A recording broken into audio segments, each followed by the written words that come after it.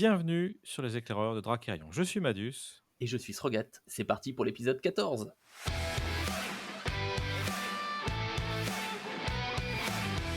Au sommaire de cet épisode, nous avons enfin la grande nouvelle que tout le monde attend.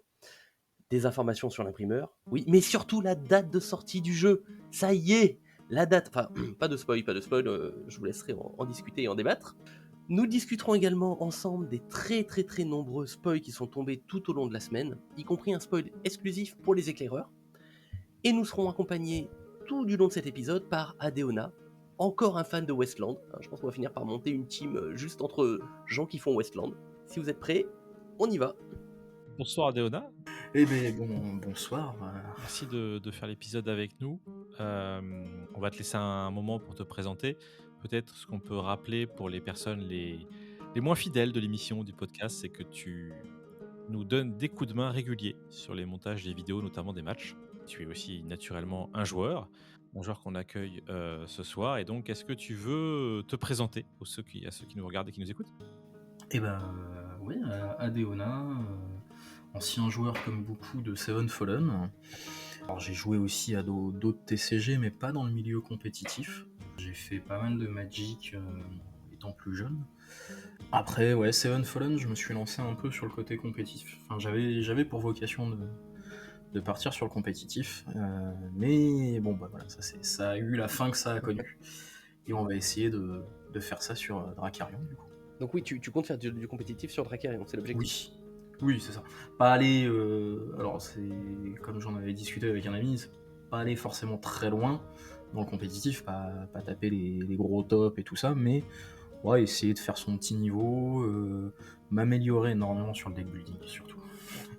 Est-ce que tu peux nous dire un peu où tu es toi, où tu es situé en France?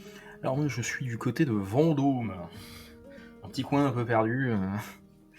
Et après, sinon, je me déplace un peu sur Tours. On avait un groupe de joueurs à Tours et à Loches de Seven Fallen. Donc, on va essayer de retrouver du monde pour Dracarion avec des potes de ce côté-là, quoi. Donc, Tours, Loches. J'ai fait pas mal d'événements du côté d'Amboise aussi. S'il y a des gens qui ont pu me croiser en Amboise, voilà. Srogat nous a déjà dit que tu étais un fan de Westland. Est-ce que tu peux nous détailler un petit peu ça? Est-ce que c'est vrai déjà? Ou est-ce que tu fais partie de ces gens qui ont plusieurs affiliations? Oh, j'ai pas d'affiliation directe, hein. Je joue ce qui me plaît sur l'instant. Je vais tourner en fonction des envies et... Ah, tu tournes ta Et veste en des- fonction des spoils en fait, c'est ça. un peu, ouais. Nous allons nous déplacer à notre premier tournoi physique, tous les deux. Oui, tout à fait, ça y est, les éclaireurs partent en balade. on va essayer de faire quelque chose d'un peu plus concret et d'un peu plus réel que juste des vidéos YouTube ou autres. On se déplace, Madus et moi, on va en Belgique. On va en Belgique voir notre ami Beryllium et toute sa bande de joyeux alcooliques. Enfin non, comment on dit? Joyeux rigolards. On se donne rendez-vous en Belgique le week-end du 23, justement pour un tournoi spécial. Et j'espère que certains d'entre vous seront présents pour nous accompagner. Et on essaiera aussi de faire une émission en live cette fois-ci avec Beryllium, ce qu'on fait jamais, hein, puisque si vous voulez lever un petit peu le rideau, on est toujours en podcast, mais chacun de chez soi. Là, on viendra avec notre micro, notre ordi, et on essaiera de faire un enregistrement un petit peu live qui sera forcément plus brouillon, mais qui sera aussi plus nature, je pense. Voilà, on va partager tout ça, donc c'est quand même plutôt Excellent. sympa. Voilà. Bah, peut-être juste un mot pour parler des événements en cours, avant la grosse news qu'on fait durer. Durer l'attente, tu vois, ça c'est de la gestion.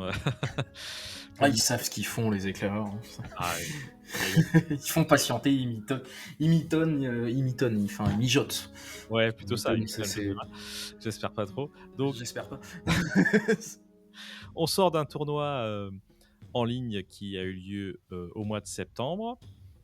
Et on va partir sur une ligue maintenant. Donc, l'idée de la ligue, c'était de proposer aux gens qui étaient disponibles, qui étaient volontaires de faire des matchs entre eux, de noter les points de victoire naturellement, hein, gagnant, perdant, etc. Mais d'être un peu plus souple que dans un format tournoi où le tournoi, il faut que tout le monde joue ses matchs, puis après on passe à la ronde 2, puis après à la ronde 3. L'idée de la ligue, c'est que chacun va devoir jouer contre les autres personnages, enfin les autres joueurs, pardon.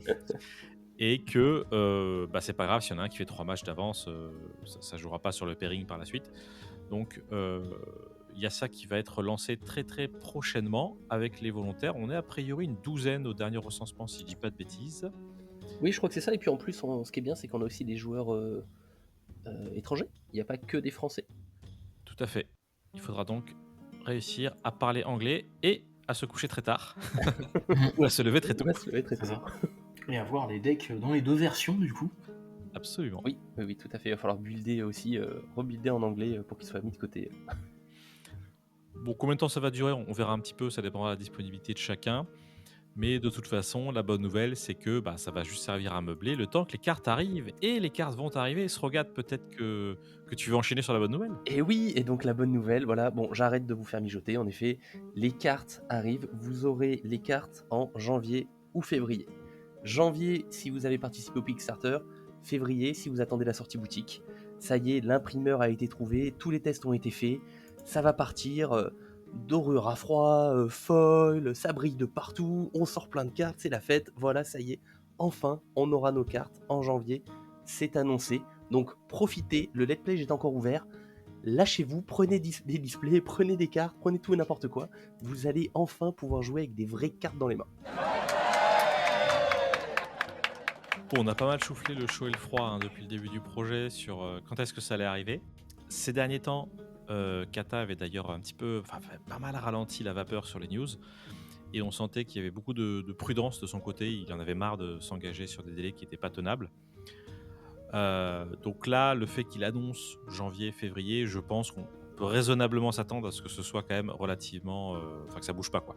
On peut s'attendre que ce soit tenu, sachant que voilà, il ne s'est jamais avancé sur des dates pour lesquelles il n'était pas sûr. Donc là, vraiment, j'y crois. Ça, couplé à la vague de spoils qu'on a eu, les 5 spoils, plus ceux qui ont été mis dans la news, ça nous a bien servi. C'était plaisant. Oui, c'était plaisant. Toi, Adéona, t'avais participé dès le Kickstarter ou t'étais venu au Game Pod? Dès le Kickstarter. Ouais, donc on est 3 Kickstarterers. Je sais pas si ça se dit. Je ne sais pas. Donc autant dire qu'on attend depuis pas mal de temps. Mais on est entre nous, hein, mais je pense qu'on a tous essayé de parler un peu du jeu autour de nous. Et c'est vrai que moi, un petit problématique que j'avais, j'ai beau aimer le jeu et essayer de le faire découvrir, c'est jamais très agréable quand on dit ça sort quand. On dit ça aurait dû sortir à telle date, puis c'était posté à telle date, puis à telle date. Bon, à la fin, les gens, même s'ils aiment bien le jeu, tu sens une petite pointe de est-ce que c'est vraiment arrivé ce machin? Oui, mais c'est vrai que même nous, on avait ralenti sur les présentations et les démos parce que on pouvait pas aller plus loin que juste présenter le jeu et donc ça calme un petit peu les ardeurs. Mais là maintenant, voilà, on va avoir du concret et on va pouvoir relancer la machine. La dernière démo que j'ai fait donc à Amboise sur le festival de jeux dont j'ai mangé le nom malheureusement. Mais justement, c'était quelque chose où on était encore dans l'attente en train de se dire bon alors peut-être pour la fin de l'année, peut-être pas sûr. Et je suis arrivé là-bas, je fais finalement j'ai toujours pas les cartes en carton. C'est les impressions que j'avais faites. Et donc comme tu dis, c'est compliqué de juger ça, d'aller dire aux gens oui le jeu il est super bien, mais quand est-ce qu'il sort c'est là où il y a le hic. Et tout ça est derrière nous, ça y est, c'est parti. On voit le ciel qui s'éclaircit. Ça, joie, brillance, magnifique, et Nora est là. On est bon, on peut y aller. On passe les fêtes de fin d'année et on embraye. C'est ça. Également, suite au tournoi remporté d'ailleurs par Roshi, on a eu la récompense du tournoi, c'est-à-dire un spoil exclusif pour Roshi, donc un spoil Westland.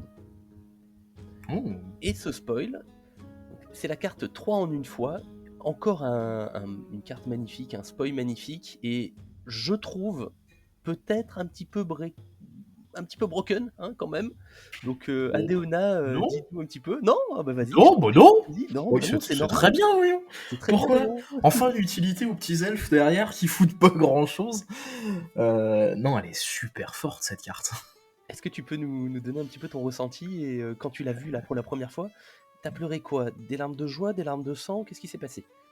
Je joue Westland, donc je suis content. Et dans la ligue, je joue Tiraslin, du coup il y a le bonhomme qui dit que les blessures peuvent pas être subies hors combat. Du coup, c'est bon, ça va, j'étais content. Par contre, les autres, oui, ça peut pleurer un peu. Non, 3 de dégâts, enfin 1 de dégâts à 3 cibles différentes.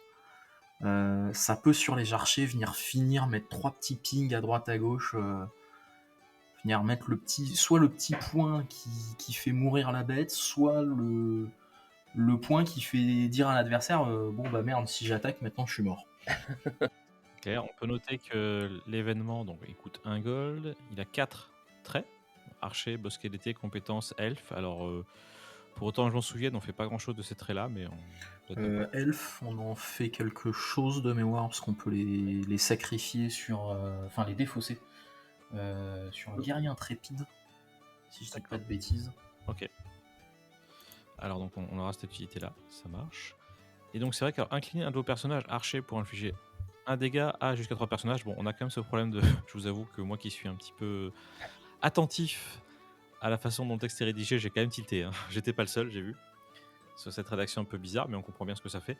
Oui, en puissance de carte, ça me paraît très fort parce que autant avant avoir 3 personnages qui avaient un point de dégâts, ça suffisait à constituer l'assurance vie pour ne pas perdre. Au Rasboard, on n'a pas de manœuvre qui fasse le même effet, donc c'était assez ciblé, on pouvait se dire on est tranquille. Et là, là c'est plus le cas. Je veux dire, si on a 3 pins sur la table et qu'il reste un point de dégâts, non, c'est fini. Donc je trouve ça très fort, et sachant qu'il faut incliner un personnage archer. Des archers, on en a quelques-uns, hein, donc chez Westland, hein, c'est pas des ressources qui manquent forcément. Alors on a un peu tous les coups, hein, mais ça démarre de 1 et ça va jusqu'à, je sais plus combien le plus Mais cher, 4 ou 5. c'est ça, justement, c'est en plus du coup, je veux dire, on a une épine discrète, quand même, qui a la possibilité de se permettre d'arriver en imprévisible, donc pendant le tour de l'adversaire, Mm. et à notre tour, bam, Alors. on ping 3 fois, allez, c'est la fête. Donc une épine discrète qui coûte 1, un sort qui coûte 1, on a collé 3 dégâts pour 2, et l'épine est toujours sur le terrain. Magnifique. Pas mieux. Il va falloir apprendre à jouer avec et à se dire si c'est à mon tour et que j'ai 3 personnes qui ont un point de vue, il faut que je fasse quelque chose, je peux pas juste temporiser parce que potentiellement je peux perdre la game là-dessus. Quoi. C'est ça.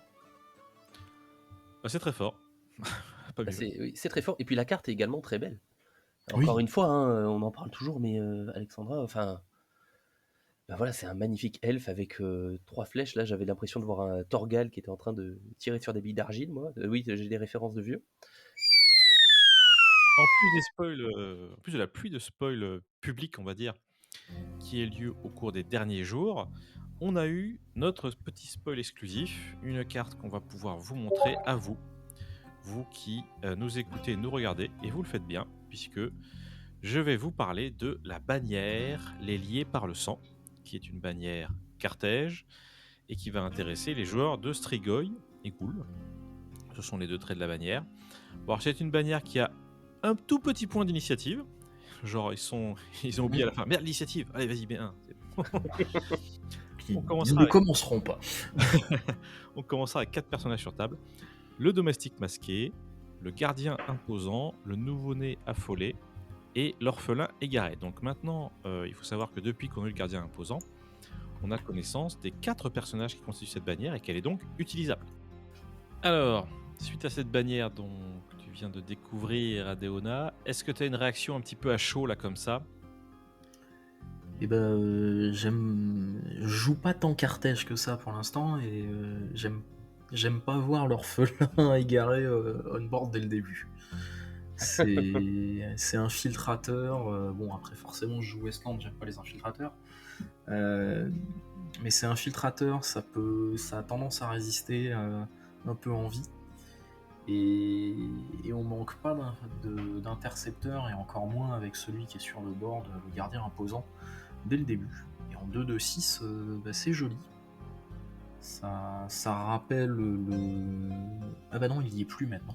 Je veux dire, ça rappelle le chevaucheur de mort, mais qui n'est plus présent dans la bannière de base. Ouais. Non, ça promet de jolies choses avec les 2 infiltrateurs là, pour pas cher. On board dès le début. Il y a une nouvelle cible pour le Nord Éclos, c'est ça? Oui, On ne sera plus les seuls à se faire prendre en Westland notre personnage de départ. C'est vrai. Alors elle a quand même un avantage par rapport à l'archer. C'est que si tu joues la bonne cité, elle est récursive. Voilà. Donc, certes, tu peux la tuer, et ce sera peut-être pas un mauvais move en soi, mais faut pas s'attendre à être Je tranquille, pense que ce sera moins impactant, mais bon. Du coup, attends, je continue sur la bannière, du coup. bien sûr.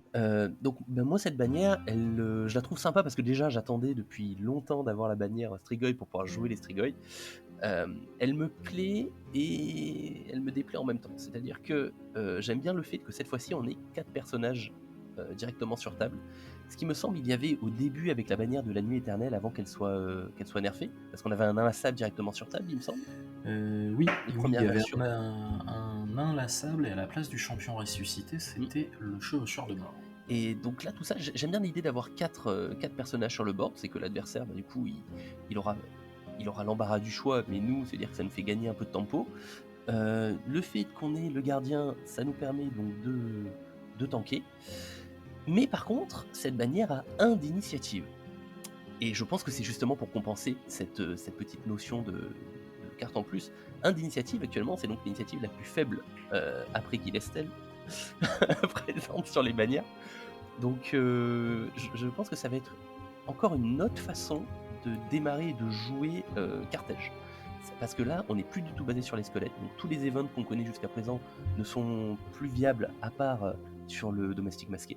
Du coup, il va vraiment falloir réfléchir d'une autre façon. Mais comment je vois les choses avec ce qu'on a actuellement, ce serait d'avoir les Strigoi présents et juste de quoi, comme squelette ou comme personnage, protéger les Strigoi. Mais pas du tout de personnages squelettes pour venir taper. L'idée, c'est uniquement taper avec du Strigoi et les protéger le plus possible parce qu'ils peuvent se soigner à droite à gauche, etc. Et donc, c'est l'occasion de parler d'un des spoils qu'on a eu au cours de cette semaine très riche en informations. Je vous propose qu'on discute maintenant, je vais vous la présenter, de la carte Répondre à l'appel du maître, qui va pour moi donc totalement avec cet archétype.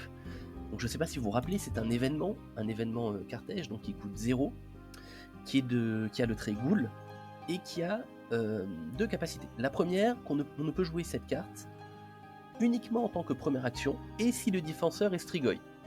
Déjà, bon, ça pose un peu le truc. Ensuite, elle a son effet de combat. Pour l'utiliser, il faut incliner la bannière. Ah, ça y est, on commence à incliner des trucs avec les Strigoi. Et un de nos personnages Ghoul, attention, pas un personnage Strigoi, un personnage Ghoul, donc par exemple, comme le serviteur, là, comme notre ami masqué. Inclinez votre bannière et l'un de vos personnages Ghoul pour rediriger l'attaque contre lui. Donc, en fait, ça intercepte, quoi, directement, en combat. Mais en plus, donnez 1 de riposte au défenseur, plus 1 de riposte au défenseur, et moins 1 d'attaque à l'attaquant. Donc ça permet de faire des petites surprises, et encore une fois, de booster à droite à gauche. Donc c'est-à-dire que notre petit domestique masqué, il peut avoir 3 de riposte d'un coup et être encore sur table. Donc d'être un petit peu ennuyeux pour l'adversaire. Qu'est-ce que vous en pensez de cette nouvelle carte ? L'interception, c'est toujours très, très fort. Mais le fait de donner 1 de riposte et moins 1 d'attaque, le plus 1, moins 1, là, il fait super mal, quoi. Alors, ça incline la bannière, bon, on n'en verra qu'un par tour. C'est déjà ça, mais c'est déjà beaucoup. Mais t'imagines, donc ça, tu commences par ça, et à côté de ça, tu as également le gardien imposant. Bon, ça te fait déjà 2 protections pour tes Strigoi en début de partie, quoi. Ouais, c'est très fort. Alors, cela dit, il faudra choisir, hein, puisque comme il faut incliner pour intercepteur normal et incliner pour cette carte, je peux pas utiliser 2 fois le gardien imposant dans le même tour. Non, mais tu peux le jouer sur le domestique. Sur le domestique, oui, mais effectivement, ce sera Sur les autres ghouls, un peu de Ghoul. à droite à gauche. Là, ce qui est fort, effectivement, c'est que ça donne intercepteur et que l'adversaire ne le lit pas sur le board, puisque c'est un événement. C'est une interception surprise. Et je trouve ça vraiment très fort, plus comme tu le disais, effectivement, les modificateurs. J'ai envie de dire enfin un bon événement Strigoi, parce que j'avais un petit peu exprimé mon désarroi face au fait qu'on n'avait rien en Strigoi. Enfin, il y avait un élément que je n'aime pas trop qui était la célérité supernaturelle. Déjà, rien que dire son nom m'écorche la bouche, donc je n'en dirai pas plus. Et je suis très content de voir un événement Strigoi, parce que je pense que pour que l'archétype soit jouable, il faut un petit peu d'effet de surprise, donc je trouve qu'elle coche parfaitement la case. Je rajoute également, maintenant que nous avons un peu du Strigoi, c'est-à-dire qu'on va pouvoir jouer la manœuvre proie et prédateur. Je sais pas si vous vous rappelez de cette manœuvre, on en avait discuté il y a un petit moment. C'est une manœuvre tactique, 7 d'or et 2 de pioche, qui dit déploiement, si vous contrôlez au moins un Strigoi, infligez 1 dégât à un personnage au front. Alors, on était tous à peu près d'accord sur l'idée qu'un dégât, c'est peu, surtout au conditionnel Strigoi, mais donc Et front. et au front. Mais voilà, c'est-à-dire que maintenant, cette manœuvre va être déjà un peu plus jouable, parce qu'on démarre avec pas mal de Strigoi sur le banc. Tu peux faire une ouverture Ouais. pour un petit point de dégâts, c'est pas forcément ouf, mais si ça permet de mettre à cible quelque chose pour l'orphelin égaré, c'est mignon, quoi. Peut-être. À Après, voir. ça veut dire que tu lui fais pas son infiltrateur. Je suis toujours pas convaincu, mais Ah, écoute, ça fait partie des possibilités qu'il faudra explorer. On a eu Yarovit, le souverain oublié, donc c'est un squelette unique. Comment on pourrait appeler ça? Un chef squelette, hein, parce que quand t'as un mec qui coûte 7, qui rapporte 5 prestige, c'est un chef squelette. D'accord, Oui, c'est on un peut peu dire du ça. même niveau. Est-ce qu'on peut parler d'une armée, étant donné qu'il a le trait et qu'il a 13 points de vie? C'est clair. 5, 4, 13. Avec un malus, je pense qu'on va en discuter pendant au moins 5 minutes de ce malus. Réaction forcée lorsque ce personnage arrive en jeu, détruisez-le, sauf si vous avez au moins 25 personnages squelettes dans votre défausse. J'ai essayé d'explorer chaque mot. tu veux le refaire? Et tu as réussi, bravo. Mais il a quand même un aspect positif. Réaction à la fin d'un combat dans lequel ce personnage était attaquant. Une fois par tour, il attaque au front. Et bien voilà, on se retrouve avec un chef squelette. 13 points de vie, quoi. c'est quand même monstrueux. Alors, il coûte 7. Il a le malus qui fait qu'il ne peut pas. Il arrivera pas tôt dans la partie.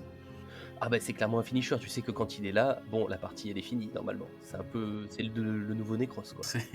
Ça va être un joli finisher Alors- avec Necros. Alors oui, c'est fort, mais encore une fois, pour l'instant, c'est totalement donc injouable, on est d'accord. Même en même tour 7, tour 8, à aucun moment on a 25 personnages de type squelette dans la défausse. Il n'y a rien actuellement qui le permette, à part jouer tour 10 et 12, ce que j'ai pas encore vu. J'ai pas fait les comptes, mais ouais. C'est. Ah oui, ah oui, en plus, c'est spécifiquement des personnages. Donc, les. Je sais pas s'il y avait Pas des équipements, pas des événements, c'est des Ouais. personnages squelettes. Donc ça avait été discuté un petit peu sur le Discord de voir est-ce qu'il n'y avait pas des justement moyens, il n'y avait pas avoir plutôt moyen de jeter plus de personnages à la défausse, etc. Moi j'avais mis l'idée d'avoir un personnage de type un personnage squelette qui par exemple quand il est dans la défausse, il compte pour 2 ou 3 squelettes en Ça valeur viendra totale. peut-être, ouais. Donc après voilà, tout c'est ouvert à tout, on sait pas, mais actuellement, oui, la carte est magnifique, oui, quand elle est posée, on a gagné, mais elle est pas posable, je trouve. Je préfère largement Necros pour l'instant. C'est une vraie question. Bon, évidemment, si on nous propose cette carte-là, c'est que je n'ai pas de doute sur le fait qu'il y aura de quoi la jouer. Hein. Même si en l'état, on ne connaît pas tout. Moi aussi, je dois avouer que j'ai une préférence pour Necros en l'état actuel du jeu, parce que Necros, même si t'es pas au tour 5 et que t'as pas 4 manœuvres couvertes, tu peux jouer. Si tu tapes au tempo, lui, tu peux pas. Hein. Donc, si tu te fais bourrer en 4 tours, tu te fais bourrer en 4 tours. Lui, tu l'auras jamais posé sur la table. Donc, c'est une vraie contrainte. Et après, bon voilà, je sais pas si la partie finit quand tu le poses, peut-être à voir. En tout cas, je veux dire, on verra avec les cartes qu'on a. Ma conclusion à moi, c'est par contre que l'illustration, elle est dingue. Ça, Ouais, j'avoue. c'est- Il y a un jeu de lumière qui est incroyable. Dalissa.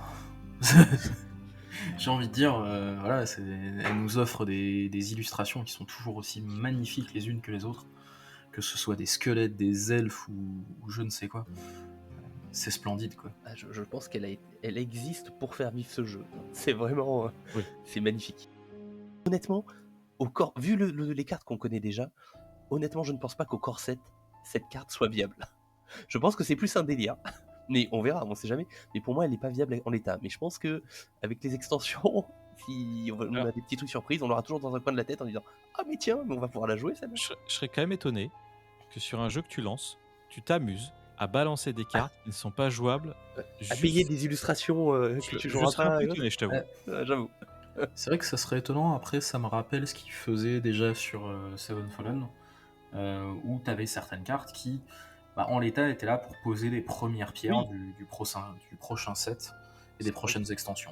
Ils sortaient leur truc par tiers, donc je suis d'accord. Mais sur un jeu que tu lances, je trouve ça bizarre, tu vois. C'est couillu. Ouais. Je suis pas sûr. En effet, c'est vrai. Bon. C'est Alors, sur quoi on enchaîne? Le peuple archer, la deuxième, le réel spoil, puisqu'il y a eu un loupé sur le premier spoil qu'on avait déjà. Est-ce que tu peux nous détailler la carte et nous lire un peu ce qu'elle fait, son coût, tout ça? Et bien le peuple archer, pour 1 d'or, on peut incliner notre bannière, ce qu'on n'avait pas encore en Westland pour les archers. On en avait côté nain, mais rien qu'incliner la bannière côté archer. Donc on incline la bannière et l'un de nos personnages pour mettre 3 de dégâts à un personnage, et c'est pas limité sur une ligne. Donc ça veut dire que ton petit archer qui est derrière, ta petite épine discrète qui est derrière, qui au lieu de mettre 1, va venir mettre 3 à un personnage en arrière-garde, en soutien. Alors je précise, comme me l'avait signalé Madus, parce que oui, j'avais pas fait attention spécifiquement au départ. Son action fonctionne. Pour que son action fonctionne, il faut incliner un personnage archer. Hein, vraiment un archer, pas un arbalétrier. Un archer. Et oui. Donc c'est très important, elle n'est pas viable actuellement avec les nains. Il faut vraiment incliner un elfe de type archer. Sinon, à part ça, je trouve que... Alors je la trouve trop forte, hein, bien sûr, même si j'aime beaucoup Westland, je trouve qu'elle est trop forte. Elle coûte 1 et il faut engager la bannière, mais bon, ça colle 3 sans dégâts en retour, enfin rien du tout. Donc je trouve ça fort. Mais en effet, c'est un point qu'on avait abordé avec Madus aussi. On en avait discuté un petit peu en off. Et au final, on s'est dit, voilà, actuellement, Westland, bon, ils se soignent. Ils ont des archers qui prennent pas de dégâts de riposte, ils ont des gros nains à l'avant, mais quelle est donc maintenant la faiblesse de Westland? Et je pense que le petit point où peut pêcher Westland, c'est justement dans le fait qu'ils n'ont pas vraiment de pioche. Ils n'ont pas de moteur de pioche, ils n'ont pas de moteur de recherche dans le deck. C'est-à-dire qu'ils vont utiliser leurs cartes, ils vont dépenser leurs cartes, et après ils n'ont pas moyen de refaire leurs mains. Donc si un joueur Westland ne fait pas attention, son économie déjà peut être impactée assez vite parce qu'il a des cartes relativement chères. Et en plus, il va cramer des cartes. Et après, du coup, il va se retrouver sans rien, il va devoir subir ou faire un peu ce qu'il veut. Et ça a été vu justement dans l'avant-dernier tournoi avec le personnage de Lockmar, Madus. Si tu peux me redonner le nom là, de la succube qui fait défausser. La tentatrice perfide. Tentatrice perfide, c'est ça. Qui fait défausser l'adversaire, qui en plus impacte dans ce jeu, dans Dracarion, le card avantage, la notion de CA est quand même très importante. Et là, faire défausser, ça impacte encore plus Westland. Donc je pense que ça va être équilibré un petit peu à ce niveau-là, même si le peuple archer, c'est fort. Enfin, 3 dégâts, c'est fort. Alors je rebondis sur le pas de pioche chez Westland. On en a, mais un tout petit peu. Alors on a Tori qui est capable d'aller chercher des cartes type geste, c'est assez limité. Donc plus ou moins une pioche. On a de la honte à la rancune qui permet de piocher, mais Oui, mais encore une fois, on est sur du nain. conditions. On est sur du nain. Et sur du nain, c'est vrai que sur côté archer, c'est nettement moins présent. Côté archer, on a le choix des frères qui permet d'enlever un infiltrateur et de piocher. Ce qui est quand même pas mal. Même si personnellement, je l'ai plus joué sur le coup du bouclier que d'enlever infiltrateur. Et c'est vrai qu'hormis ça, on est un peu léger en pioche, mais j'ai pas l'impression que les autres royaumes aient plus de pioche que ça en fait. Bah, en Lockmart, on a carrément plus, puisque tu as Tourmenteur et la 5e qui ont un moteur de Oui. pioche en eux-mêmes. En Gilestel, bon, il y a ce qu'il faut. Même si je vais pas forcément piocher, au moins je sais ce que je vais piocher. Donc Oui. je peux me faire ma main. Tu filtres et puis tu vas chercher dans le cimetière. En Tirastine, tu as de la pioche qui est réservée aux attachements, mais qui fait quand même du card advantage. Et en Cartège, tu as la pioche de la défausse, qui est une forme de pioche. Oui, qui permet de récupérer des cartes, c'est équivalent. Donc je pense qu'on peut dire qu'on peut arriver à trouver des cycles de pioche, mais alors que dans Western, on n'en trouve pas forcément. Peut-être sur le peuple archer. Alors on a on a trois traits, hein, vous avez vu, qui sont les mêmes que ceux du 3 en une fois, juste 3 en une fois avec compétences que n'a pas le peuple archer. Donc je serais très curieux de savoir si le fait qu'ils aient pas remis compétences sur cet événement aura une incidence sur le jeu ou pas. Actuellement, je crois pas que ça en est. Une compétence, non, il n'y a rien qui va. Mais à voir s'il y a quelque chose qui viendra avec, effectivement. Et bah oui, c'est fort. Enfin, j'avoue que j'étais un petit peu déçu. Enfin, pas déçu, mais un peu triste de voir ça. savez ce que ça me fait penser? Ça me fait Blasé. penser à ces jeux, genre les Diablo-like ou Pass of Exile où tu sais, tu prends un archer et l'archer il tire 3 flèches, il fait une flèche super agile, il tire une fois tous les 10 tours. C'est ça en fait, c'est exactement ça, quoi, pour moi. Et donc, je trouvais ça dommage de passer outre. Alors déjà que pour moi, Wasteland jouait sur les lignes. En plus, leur filer ce que j'appelle moi des sorts, bah, ça fait que tu joues même plus sur les lignes pour dire, «J'ai des archers, donc je dois mettre 2 lignes de distance et encaisser». Bah non, maintenant je peux avec mes sorts, je peux balancer, je Mmh. peux toucher n'importe quelle ligne où je me mette. Je dois avouer que j'ai pas trouvé ça, d'une, enfin je me suis pas j'ai dit: «Génial, j'ai envie de jouer ça», mais je me suis dit: «Mais quelle galère ça va être». Donc un petit peu déçu que celui qui jouait déjà avec les lignes a en plus cette possibilité de s'affranchir de cette limitation. Je dois avouer que j'ai pas tout à fait compris, pourquoi d'un point de vue ludique on faisait ça, mais bon, en même temps je crée pas mon jeu de cartes, je verrai bien. Et et après, bah, comme tu l'as dit, heureusement qu'il y a ligne de bouclier anti-Raceline, mais bon, sinon alors après il y a une faiblesse aussi, il y a une sorte de logique dans le sens où tu te rappelles, Srogat, on avait un peu été enfin, on disait: «Quand est-ce que Wasteland aura, Mmh. aussi son intercepteur pour bloquer les autres intercepteurs?» Bah, quand je vois ces cartes, j'espère qu'ils n'auront jamais d'intercepteur. Jamais pardon, Plus on leur donne pardon, de l'interception. qu'ils n'auront jamais d'infiltrateur, pardon, pour bloquer les infiltrateurs adverses. Donc j'espère qu'ils n'auront jamais ça, Mmh. parce que sinon, Mmh. c'est débile, voilà, quoi. Oui, mais en même temps, tu me diras, bah, ils en ont plus besoin. Bah, ils en ont besoin pour, bloquer ceux qui vont cogner les archers derrière, Ah, parce mais qu'il faut inviter les archers. je pense honnêtement qu'en voyant ces cartes-là, ils en auront pas. Parce que il Ah faut oui, bien bah, venir taper les archers à un moment donné, ah, sinon c'est on ça, s'en sortira c'est pas. exactement ce Donc que je c'est dis. normal qu'ils en aient pas, je suis tout à fait d'accord avec toi. Je vous propose de passer au spoil suivant.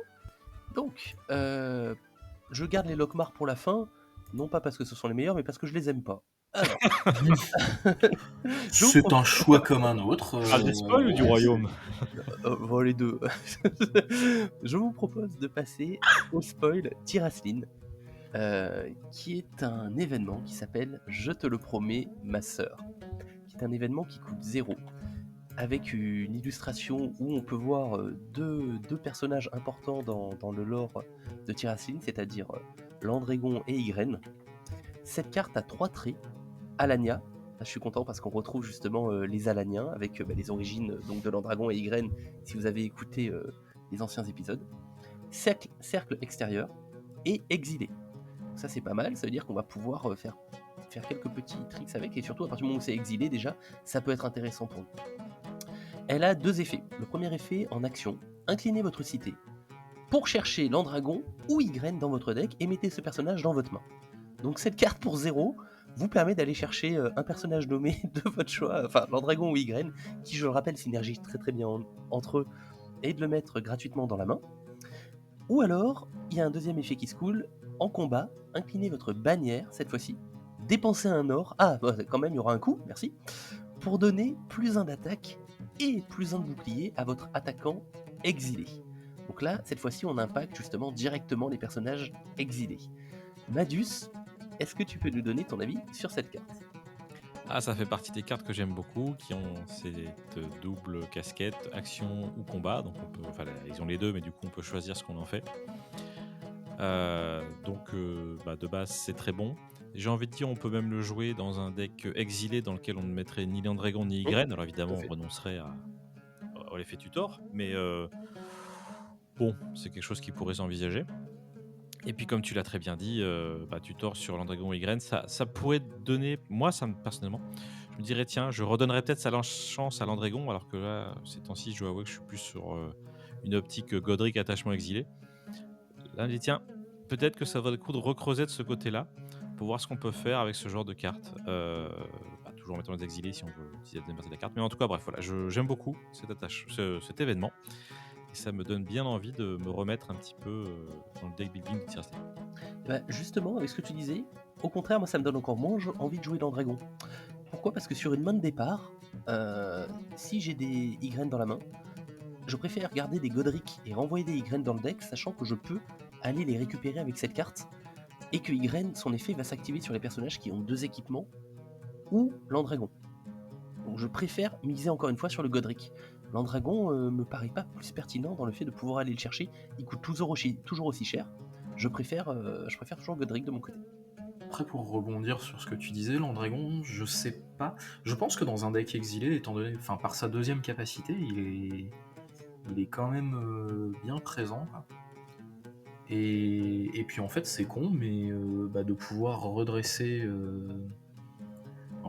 l'Andrégon avec Ygren pour revenir faire des intercepteurs, les 8 points de vie, les 4 de riposte, c'est mignon, quoi.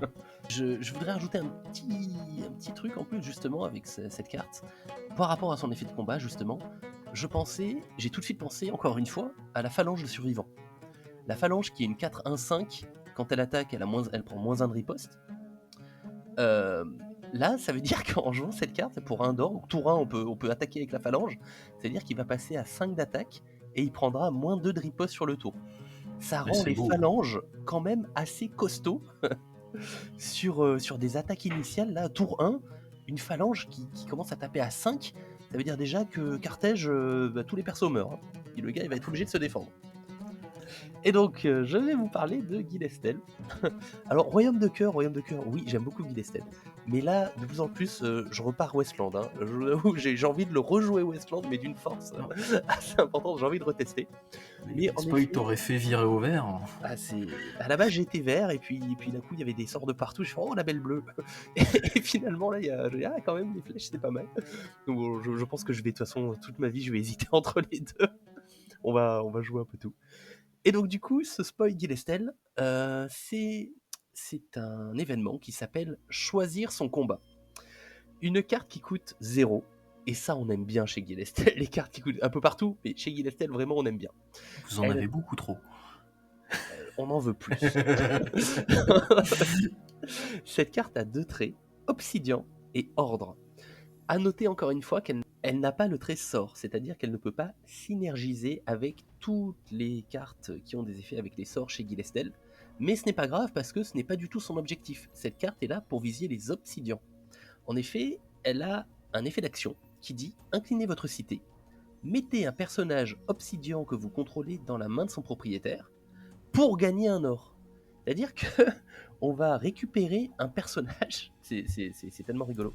C'est-à-dire que si je joue un mage condamné, qui de base, le personnage me coûte 4 initialement, c'est quand même un beau bébé, hein, c'est une 4 de 9, si je dis pas de bêtises. Voilà, donc on a le mage condamné initialement, qui est une 4 de 9, qui va taper, qui va prendre un peu la foudre, parce que bon, il est quand même assez costaud, donc l'adversaire va cramer des cartes dessus. Vers la fin du tour, quand on sent qu'il lui reste plus grand chose à vivre, hop, on joue ça, on le récupère dans la main, on gagne un d'or, et c'est comme s'il n'avait coûté que 3 d'or. Alors oui, ça fait un personnage en moins sur le board, mais ça permet de reposer un obsidian derrière, ou de jouer autre chose pour partir sur une autre optique d'affrontement. Je trouve cette carte très très forte. J'aime beaucoup le concept et je la trouve très forte. Après, actuellement, je pense qu'elle n'est pas vraiment viable sur Almeida directement parce que trop cher. Almeida elle coûte 5 et renvoyer une Almeida, même si ça donne moins de prestige à l'adversaire, ça fait quand même un gros steak en moins. Mais sur le match condamné, je l'ai testé, j'aime bien et je vais le refaire aussi souvent que possible. Alors c'est vrai que tu parles d'Almeida, ça a été quand j'ai vu du coup j'allais dire ce sort, non, cet événement qui n'est pas un sort. J'ai tout de suite pensé à une Almeida qui après avoir failli s'empaler, que t'as sauvé sur le fil avec un savoir médical, tu la rebounces et tu fais bon elle va revenir au prochain tour, tu fais bon ok, elle vient de me détruire un personnage, elle est soignée et il lui reste quelques points de vie et ta prochaine action c'est de la remonter en main. Waouh. Il y a un petit côté psychologique qui pique quand même, quoi. Et non. Mais sur le match condamné, ouais, ça, effectivement, le fait qu'il coûte moins cher fera sans doute mieux le taf. Surtout que le match condamné est fondateur. Ça veut dire qu'avec la manœuvre reconquête, déjà initialement, il va coûter 1 or de moins quand on va le poser. Lorsqu'on aura la manœuvre en jeu, si c'est le premier personnage du tour. Donc on le joue pour 3. Ensuite, on joue choisir son combat. Il revient dans la main, on gagne un d'or. C'est comme s'il nous avait coûté que 2 pour le tour. Bon, un personnage avec un body comme ça pour 2 d'or, c'est intéressant. Ah, oui, t'as tout dit là, hein, t'as la combo parfaite. Ouais, c'est ça. Puis tu rajoutes un choix difficile derrière. Ça, tu le remontes encore une fois pour 2 d'or, pour regagner 2 d'or. Histoire de boucler la boucle. Non, le choix difficile, ça veut dire qu'on va donner du prestige à l'adversaire. J'aime pas ça. C'est dommage. Non. Non, c'est pas bon ça. Bon, si on parlait d'un vrai royaume là, parce qu'il y en a marre de parler des cheatés, des mecs qui Ah bon? Découvert un nouveau royaume? bah non, mais bon, on aura la Ligue 1, il y aura Gilles et Westland et après il y aura tout le monde, c'est ça? J'incline un mec qui a 1 d'attaque, je fais 3 dégâts à un gars tout au fond derrière. Non, bah non, non, on est totalement dans l'équilibrage ici. Bah alors dis-nous, quelles sont les surprises de Lokmar? Alors, la surprise de Lockhart. Commençons par l'attachement, si tu veux bien. La présence effroyable, qui est donc un attachement démon effroi état. Il a le trait état. Alors état, ils ont tous le trait état pour ceux qui modifient qui sont des modificateurs négatifs. Et qui donc pour 2 d'or donne -2 d'attaque, -1 de riposte, et puis pas d'autres modificateurs sur les autres variables. Et surtout quand même, il est imprévisible. Donc c'est l'attachement qu'on peut lâcher quand on se fait attaquer en disant tiens, finalement t'attaques à 2 de moins, ça te fera bien les pieds. Tiens monsieur le roi squelette qui attaque 2 fois de suite, si je te mettais une petite présence effroyable, qu'est-ce que t'en penses? Bon voilà, donc effet de surprise imprévisible c'est toujours chouette. Je crois que c'est la première carte imprévisible de Lokmar, si je dis pas de Tout à fait, bêtises. oui. Et Oui, effectivement. top, hein, évidemment, enfin, cet effet de surprise est vraiment très fort. Après, moi, ce qui m'interroge, c'est quand même les 2 de coups. Je vous cache pas que 2 d'or, je trouve ça un poil cher, mais bon. Disons que c'est un -2, je vais pas le mettre sur un petit mec qui va s'empaler à l'attaque, parce que j'ai envie qu'il attaque plusieurs fois pour que j'ai plusieurs fois le bonus de -2 d'attaque. Je sais pas si ce que je dis est clair. Si. Euh, Si, bah, faut rentabiliser effectivement voilà. ce 2 d'or. Donc, quelque part, faut que je le mette sur un gars que j'ai envie qu'il survive pour me réattaquer plus tard.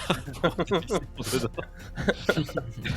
C'est un peu particulier, voilà. Et puis naturellement, le fait qu'il soit effroi, on va pouvoir en faire plusieurs choses, 2 a priori. Une dont on parlera juste après, mais surtout, on peut pourquoi pas le défausser pour filer -1 d'attaque, -1 de riposte grâce à Azazel, quoi. Ouais, contre. Oui. Donc c'est plutôt chouette. Voilà, j'aime bien qu'on continue à enrichir cette mécanique effroi. Je trouve que c'est un bel ajout. Alors si je puis me permettre, l'effroi sur un squelette, je suis pas sûr que ça marche. Faudra se poser la question. Il y a que Hild hein, qui craint pas les modificateurs à la baisse. Les autres, a priori. C'est vrai. C'est que Hild, elle va devenir, elle va quand même être intégrée quasiment partout maintenant, hein, parce que même si Lokmar s'y met, Elle l'était déjà. Il me semble qu'elle était déjà très, très forte de base, et c'est vrai qu'avec ça. et tu vois, du coup, tu pioches pas. Bah voilà. Ouais, du coup, tu pioches moins, quoi, forcément. T'as un peu moins d'attaque, mais au moins, elle reste. Non, puis la carte est belle aussi, encore une fois. C'est ce jeu de couleurs là entre le violet, le rouge. Là, on dirait le petit chaperon rouge qui est paumé dans la forêt, mais le gars, il est non, mais je vais essayer quand même. Ouais, sale forêt quand même, parce que bon, quand t'es dans une forêt avec des démons, ils ont changé les petits êtres de la forêt. Hein.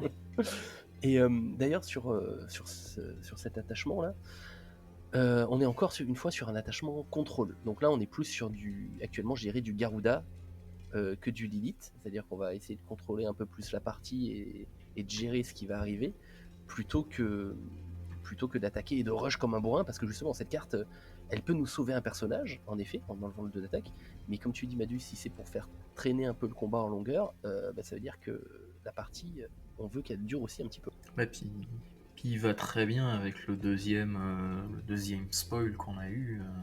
Alors peut-être juste avant de faire la transition, rappeler que c'est un attachement qu'on met sur un perso adverse comme perdre ses moyens, qui était le premier qui œuvrait comme ça.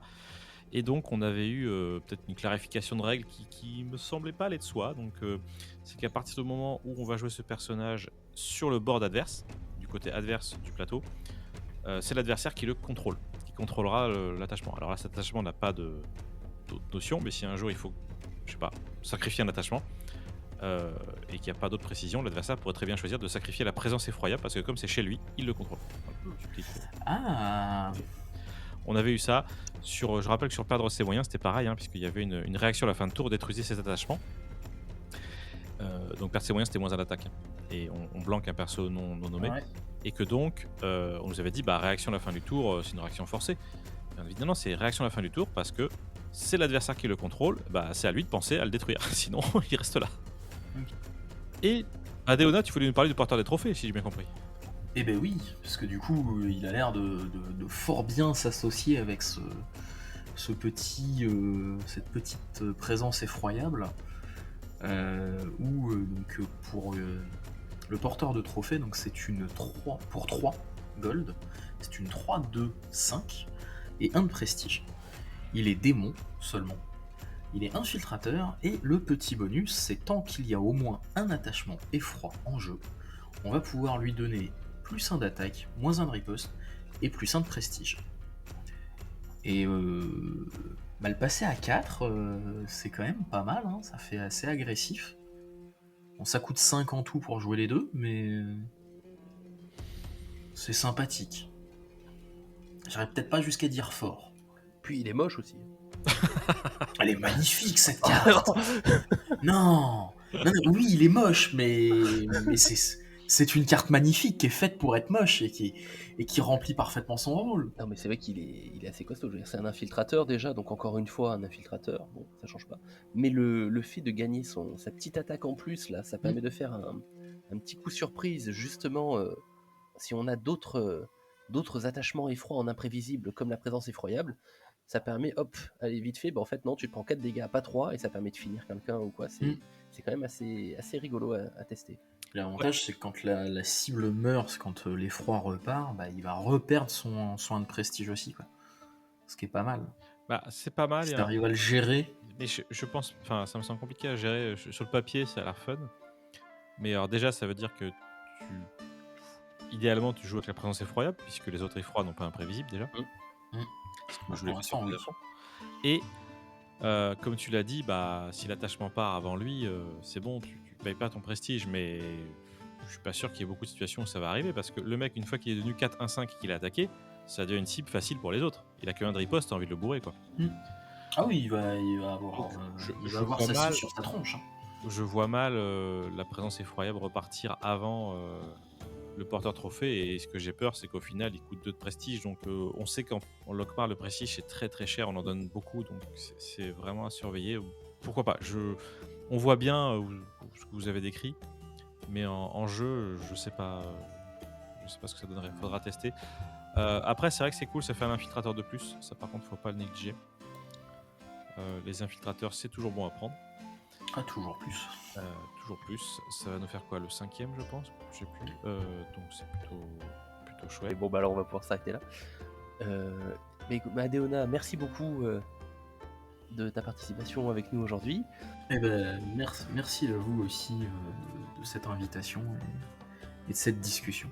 Merci Adéona de nous avoir éclairé de toutes tes lumières. On te remercie aussi encore une fois pour les coups de main multiples sur les montages vidéo. Dieu sait qu'ils sont un petit peu fastidieux. On n'en parle jamais. On en parle rarement, mais c'est vrai que réussir à monter des vidéos de match, c'est jamais évident et ça prend un temps de dingue, littéralement. Ouais. Donc plus on est nombreux, mieux c'est. Et merci pour ces coups de main, c'est toujours apprécié. N'hésitez pas à bien nous suivre sur YouTube et à partager un petit peu maintenant qu'on a enfin la date de sortie.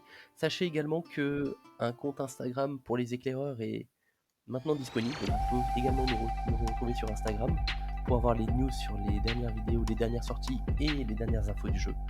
Merci à tous et à bientôt. À bientôt, ciao.